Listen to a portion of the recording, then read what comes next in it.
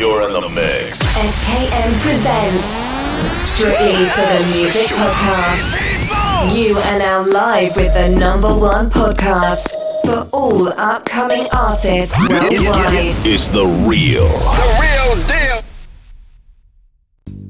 Yo, have you heard about the Anchor app? It's the easiest way to make a podcast. Yo, no cas. Yeah, I'm serious. No, not delirious. Let me explain the functions. Number 1, it comes complimentary. Are you hearing me? That means the Anchor app is free. We got all the functions necessary. Creation tools is what they calling it. Makes it super easy to edit your podcast. Yeah, even from your pocket. Straight from your phone or your PC. It don't matter, it's still free. Anchor will distribute, you ain't gotta do a thing. And they're making sure you could be heard on all the major streams. Spotify, Apple Podcasts, yeah, we got that. Many more, go ahead, explore. If you're finna make the dough, wanna let you know you can make it all here. Live your dream as an anchor for show, for free. No education further, with no minimum listenership. Yeah, you got that correct.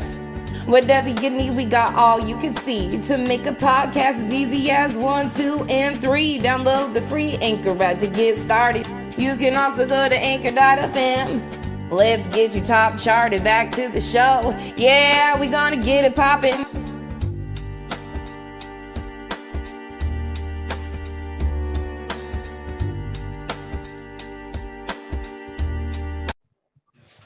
Welcome back to another episode, Strictly for the Music Podcast. I'm your host, SKN. The next guest I got live and direct. Got over 700 followers, 2 bands, 2 collections, and 2 albums to his names. Ladies and gentlemen, welcome, Bravo Ocular. Man, I appreciate the time that you're taking. I'm glad that we got to get connected. So I want to start off with this, man. How did you discover BandLab? Oh, wow. That's so long ago now. Actually, I think it was because I wanted to fulfill a childhood passion of mine of music. And I just started looking up like easy sort of like DAWs to like produce music on, like Logic, GarageBand. And like, those are great. Like I needed one that I could like take on the go and like use it very quickly. And I found BandLab just by pure accident. So that was really cool, and it's a great app. It really is. Okay, could you speak about the first song that you dropped on BandLab? The first song I dropped on BandLab? I think it was something, I have to go back. Like I've made so many, it's like insane. First song I ever made, it was called Track 1 Mubaton. Right, I found this Mubaton track and I just sort of started using it, and then that was that. Right, but like there are way more like memorable ones that I remember like making, All right, man. So I went through your profile and everything, and I see you got a collection named Greatest Hits. Can you give us some detail about that?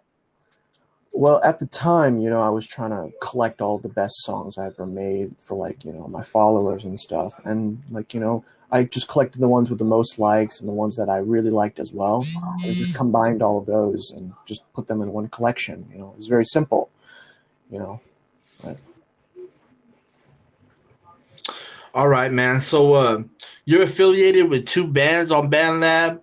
Can you give us some more detail about how you got involved with them bands? Well, you know how it goes. They just invite you and you accept. You talk a lot and you make some music. And, it's a very simple collaboration, and you have great conversations with them as well. But I'm gonna be frankly honest. I'm not much of a band guy. I prefer making music on my own because you have a lot more control over it. But it's really great to meet someone who has like the same ideas as you do, like in order to make music and stuff. So by that being said, you haven't collaborated with no artists on BandLab? And if you have, who's your favorite artist to collab with on BandLab? I think I remember this guy I used to collaborate with. I'm not sure what he's doing right now, but even if I could, I would like totally shout him out if I could. But like, I really miss him, and he lives all the way in Brazil. too, and he's like about 12 years old, and I think he knows who he is if he's ever listening to this. So I think yeah. So about how long you been on BandLab, bro? 6 months, ever since January. Wow, that's amazing, man. And you got 2 albums to your name, correct? Yeah. Can you give us a little bit of detail on the first album you have dropped on BandLab? Yeah, recording revelries. I just that name was just sort of came to me. I just thought like, if I'm gonna have a cool like name for an album, it's gotta be like it's gotta have like alliteration or something. So yeah, I just chose revelries because like I've heard that like word used around a lot in my English class. So I just thought that was a cool word to use, and then I just put recording in front of it because it's technically accurate. Like I'm actually recording some revelries and stuff. And then I put some of the songs I thought were the best I ever made at the time, and then like I just put it in there as well. It's basically like a collection, just a little bit more bigger, and with a cooler photo. So. All right, so you got another album with it's a GOAT. Is that an acronym, man? Yeah, it's greatest of all time. It's my all-time favorite songs I ever made up until this point. I think I released it on I think maybe it was like May 14th or something. But yeah, I basically took the last album I made. I sort of like cut some of the other songs out, focused a little bit more on like what songs I can make, and then sort of like made it a little more concise. I just trimmed the fat a little bit, and then I got all these cool songs. What inspired you to do music, man? When I was growing up, I used to take a really long bus ride from school. It was about 1.5 hours, and it really, really was the worst bus ride ever. But one of the only good things about it was my parents would let me borrow this iPod they had, and it already had a bunch of songs on it, and I would just listen to them on the bus all the time, and like kids would see me riding in the bus, just like banging my head to the music, I very vividly remember my first song I ever listened to was Stereo Hearts by Gym Class Heroes featuring Adam Levine. Yeah, that was my favorite song. I talked about it so much. My mom started mentioning it to like other mothers at like parties and stuff. Yeah, I really love that song to this day. So is there any way your fans and your supporters can get a hold of you besides BandLab, or is that the only social media you got right now? Well, it's only the only social media I have right now, but like I do have like a real name, but I like to keep that private a little bit. I actually got my name through a Wu-Tang Clan name generator. You know that one? Yeah. Yeah. I heard that Childish Gambino got his name through that, so like, oh, that'd be cool. Then I just put my name, then I put my name again, then again, and again and again and again until I got this one. Right. So yeah. That's nice, man. So let me ask you this. Are you planning to drop any music videos, or do you have a YouTube channel that you're trying to start up, or what's going on in 2020 for you, man? Oh, that's a really good question. I don't think I mean, like, there is a possibility of like releasing a music video, but like, I have no vocals on most of my tracks, so I don't know what the music video would be about. But like, I could see that for me in the future, like releasing a music video, and that'd be cool. But like, with everything going on, the schedules might be delayed, But like, I will continue to keep releasing music no matter what happens. So for everyone that's going to be listening to this podcast right now, can you give us a detail and describe your music to us so the people that hear this interview and like you as a person could go check your music out, man? Just one word? No, just give us the whole background, the backstory about describing your music. I would describe my music as diverse, tortured, um, virtuoso, various, and drum fills, and just a lot of empathy and passion. Yeah, that's how I would describe my music. So, what are your biggest influences? Oh, my biggest influence. Uh, do you know this guy named Mark Rebellious? Not heard of it, man. Oh, dude. So Mark Rebellious is this YouTuber, right? He's just like he's so amazing. All he does is all he uses is a loop station, a piano, and a microphone, and he plays music all over the world, you know. And he's a really big influence of mine. You should check him out. Actually, like he's really huge on YouTube. You know, he's very underrated. That's a very obvious one. And there's some other ones. Dr. Dre, obviously, Ice Cube, Kanye West, Avicii, rest in peace. Yeah. R.A. Rahman, who is an Indian composer who I very much love. Yeah, that's about it. If you could collaborate with any artist, dead or alive, who would it be and why? I would be just one artist or multiple. As many as you can find, man. I'd do Paganini. Paganini was a composer.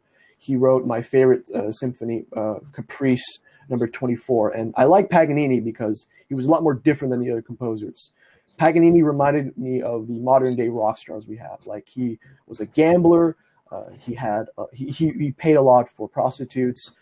He opened a failed casino. And he was also rumored to have sold his soul to the devil for his violin skills. And I thought that's just a really cool dude to be hanging out with and stuff. Yeah, that's a really cool guy. You know, I really like that dude. Okay, so what do you do outside of music, man? I don't do much, to be honest. You know, I mean, I watch movies, I work out.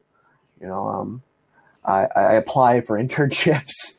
You know, like this is a really great passion of mine. I do see myself going into the business with this exact passion. Like, you know, yeah, this is mostly my biggest hobby that I ever mention to people I ever have. Right.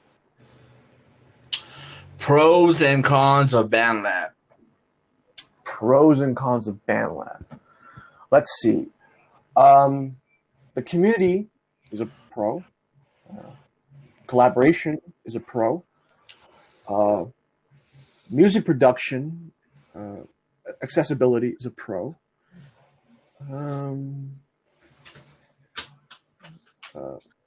Loop packs, diversity is a pro as well. A con would be the sort of little bit of a disconnect between the followers and the producer. You know, another con would be it's a little bit more difficult to produce on a laptop than it is on a phone. And, you know, I find myself feeling a little bit ashamed of that because, you know, like most producers, they produce on a laptop. But, like, it's so much more easier on the phone. You know, another con would be it's not as easy to make money as it is on the app, as it should be. You know, like I just imagine like producers making music in the real world, like sort of like guitarists playing in like subways for like tips and stuff. Like that's what it looks like in my mind when I see the tip jars and stuff. So I guess, yeah, those are my pros and cons. If you could change one thing on BandLab, what would it be? One thing on BandLab, the exposure. I would like more people to be exposed to BandLab and to use it more, right? And like it would really help everyone else on the app and like really propel them forward in their careers and it to be recognized by like bigger artists, you know. So is your music based on one genre? No. It's based on multiple. You know, I guess I experiment a lot. You know, I do reggae, I do blues, I do rock, I do electronic, I do drill, I do New Orleans bounce, I do all sorts of ones. I do scratch and vinyl. You know, as long as it speaks to me, it's a good song. You know. Yeah, man, that sounds dope, bro. So let me ask you this, man. You said you're from Hong Kong. Well, originally I'm from India, but yeah, I do live in Hong Kong. How was it growing up in India, bro? I'm actually not. I actually didn't grow up in India. I was born in India, and then I moved to Hong Kong when I was a kid. Oh, what was that experience like? This, it's kind of like having two different versions of yourself around two different cultures. Like when I'm in India, like I visit like my family and my cousins and stuff. You know, like I'm a different person than I am when I'm back in Hong Kong. You know, it's very difficult to explain. I think, in my opinion, but like the best way to describe it is like there's a term to describe it. You can call me like a third culture kid. Like we experience different cultures on a daily basis, and we're just sort of like desensitized to it, and it's just sort of like normal to us.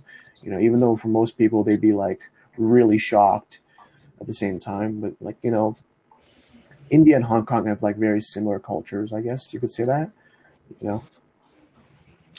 So if you were offered to do a show in the United States, how likely will that be for you?